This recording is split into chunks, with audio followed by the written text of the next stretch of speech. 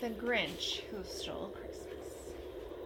Every Who down in Whoville liked Christmas a lot, but the Grinch, who lived just north of Whoville, did not. The Grinch hated Christmas, the whole Christmas season. Now please don't ask why. No one quite knows the reason. It could be his head wasn't screwed on just right. It could be, perhaps, that his shoes were too tight. But I think that the most likely reason of all may have been that his heart was 2 sizes too small. But, whatever the reason, his heart or his shoes, he stood there on Christmas Eve hating the Whos, staring down from his cave with a sour, grinchy frown as the warm, lighted windows below in their town. For he knew every Who down in Whoville beneath was busy now hanging a mistletoe wreath. "And they're hanging their stockings," he snarled with a sneer. "Tomorrow is Christmas, it's practically here."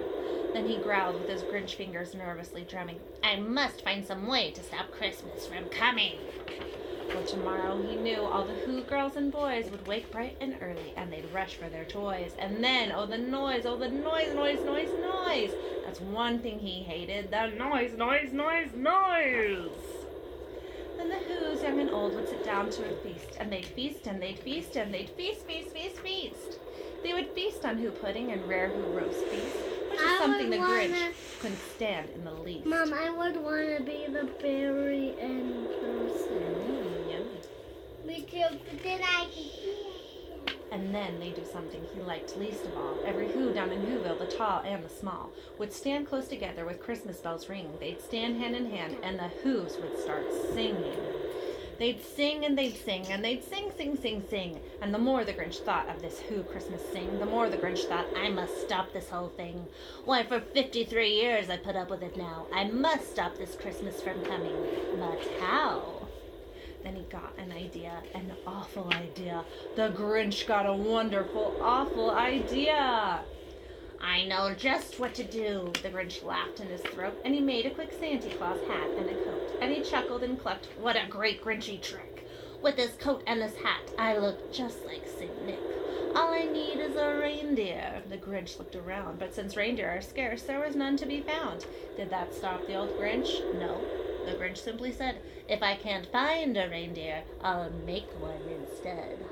So he called his dog Max, and he took out some red thread, and he tied a big horn on the top of his head. Then he loaded some bags and some old empty sacks on a ramshackle sleigh, and he hitched up old Max. Then the Grinch said, "Get up!"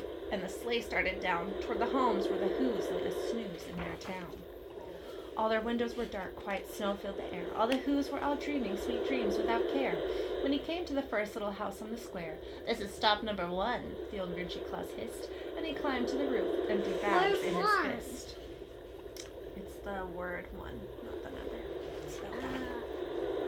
Then he slid down the chimney, a rather tight pinch, but if Santa could do it, then so could the Grinch.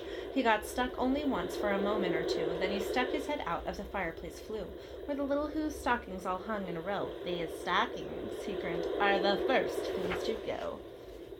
Then he slithered and slunk with a smile most unpleasant around the whole room, and he took every present: popguns and bicycles, roller skates, drums, checkerboards, tricycles, popcorn, and plums. And he stuffed them in bags, and the Grinch very nimbly stuffed all the bags one by one up the chimney. Then he slunk to the icebox. He took the Who's feast. He took the Who pudding. He took the roast beef. He cleaned out that icebox as quick as a flash. Why, that Grinch even took their last can of Who hash. And he stuffed all the food up the chimney with glee. "And now," grinned the Grinch, "I will stuff up the tree." And the Grinch grabbed the tree, and he started to shove when he heard a small sound like the coo of a dove. He turned around fast, and he saw a small Who, little Cindy Lou who was not more than 2. The Grinch had been caught by this tiny Who daughter, who'd got out of bed for a cup of cold water. She stared at the Grinch and said, "Santa Claus, why are you taking our Christmas tree? Why?" But you know, that old Grinch was so smart and so slick, he thought up a lie, and he thought it up quick. "Why, my sweet little tot," the fake Santa Claus lied, "there's a light on this tree that won't light on one side, so I'm taking it home to my workshop, my dear. I'll fix it up there, then I'll bring it back here." And his fib fooled the child, then he patted her head, and he got her a drink, and he sent her to bed. And when Cindy Lou Who went to bed with her cup, he went to the chimney and stuffed the tree up. Then the last thing he took was the log for their fire. Then he went up the chimney himself, the old liar. On their walls he left nothing but hooks and some wire, and the one speck of food that he left in the house was a crumb that was even too small for a mouse. Then he did the same thing to the other Who's houses, leaving crumbs much too small for the other Who's mouses. It was 1/4 dawn, all the Who's still abed, all the Who's still snooze when he packed up his sled. Packed it up with their presents, the ribbons, the wrappings, the tags, and the tinsel, the trimmings, the trappings. 3,000 feet up the side of Mount Crumpet, he rode with his load to the tip-top to dump it. Pooh-pooh to the Who's, he was grinchishly humming. They're finding out now that no Mama, Christmas is coming. I want you to do my bed because... Be quiet! It's okay. They're just waking up. I know just what they'll do. Their mouths will hang open for a minute or two. Then the Who's down in Whoville will all cry, boo-hoo. That's a noise, grinned the Grinch, that I simply must hear. So he paused, and the Grinch put his hand to his ear, and he did hear a sound rising over the snow. It started in low, then it started to grow. But the sound wasn't sad. Why, this sound sounded merry. It couldn't be so, but it was merry, very. He stared down at Whoville. The Grinch popped his eyes, then he shook. What he saw was a shocking surprise. Every Who down in Whoville, the tall and the small, was singing, without any presents at all. He hadn't stopped Christmas from coming. It came, somehow or another. It came just the same.